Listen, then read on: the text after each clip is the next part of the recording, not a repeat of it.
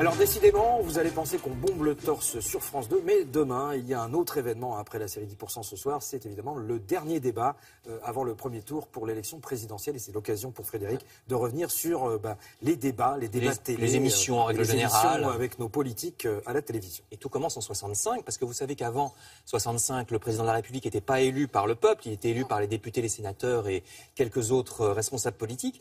En 65, ça change. De Gaulle a voulu qu'il y ait une élection au suffrage universel direct. Et oui, voilà. Et 65, c'est aussi les années 60, l'essor de la télévision. C'est le moment où vraiment ce média émerge.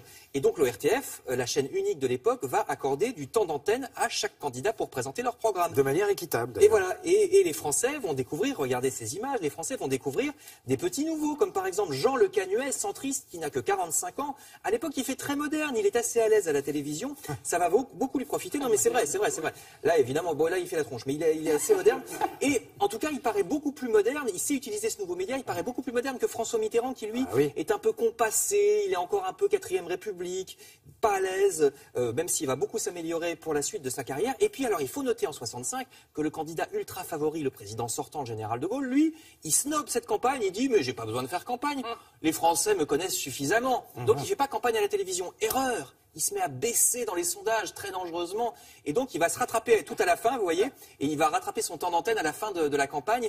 Il va faire 45%, ce qui est un très beau score de premier tour. Mais lui, il est vexé parce qu'il pensait qu'il passerait au premier tour. Tout de suite, sans même avoir de second. Exactement. Voilà comment ça se passe en 65. En 69, la suivante, c'est à peu près pareil. Et en 74, il y a une nouveauté qui arrive, c'est le débat entre les deux tours. Fameux. Et oui, première en 74, et c'est là que commence la tradition des petites phrases, les petites phrases qu'on se balance lors des débats. Vous n'avez pas le monopole des petites phrases. Regardez-moi ça. Je trouve toujours choquant et blessant de s'arroger le monopole du cœur.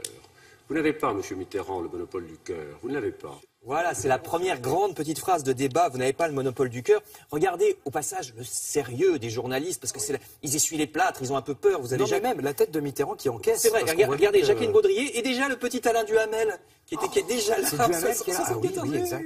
Alors l'exercice est lancé en 81. On retrouve les mêmes, Giscard et Mitterrand. Et puis en 88, Mitterrand contre Chirac. C'est là que Chirac lui dit ne m'appelez pas Monsieur le Premier ministre. Non, parce qu'on nous sommes deux candidats à égalité. Et Mitterrand lui répond mais vous avez parfaitement raison, Monsieur le Premier ministre. C'est une autre petite phrase. Chirac était un peu impressionné par Mitterrand. Et puis je passe rapidement sur le débat de 95, Chirac-Jospin, qui est moins resté dans les mémoires. Débat très poli, très respectueux, du coup peut-être un peu trop, on s'en rappelle pas tellement. Il y aura ensuite Royal-Sarkozy en 2007, Sarkozy-Hollande la dernière fois en 2012. Vous remarquez que je ne parle pas de l'année 2002. Pourquoi? Parce qu'en 2002, qu'est-ce qui s'est passé? Regardez ces dernières images. En 2002, vous vous souvenez que personne ne s'attendait, oui c'était David déjà, personne ne s'attendait en 2002 à ce que Jean-Marie Le Pen atteigne le deuxième tour, même si certains sondages le laissaient présager. Ça a été une surprise et Jacques Chirac a refusé en 2002 de débattre avec Jean-Marie Le Pen. Donc il n'y a pas eu de débat d'entre-deux tours en 2002. C'est la seule fois que c'est arrivé pour l'instant. Cette année, le débat, c'est le 3 mai, c'est-à-dire le mercredi juste avant le deuxième tour. Et donc demain, la grande émission politique, la dernière avant le premier tour. Sur France Télévisions. Merci beaucoup.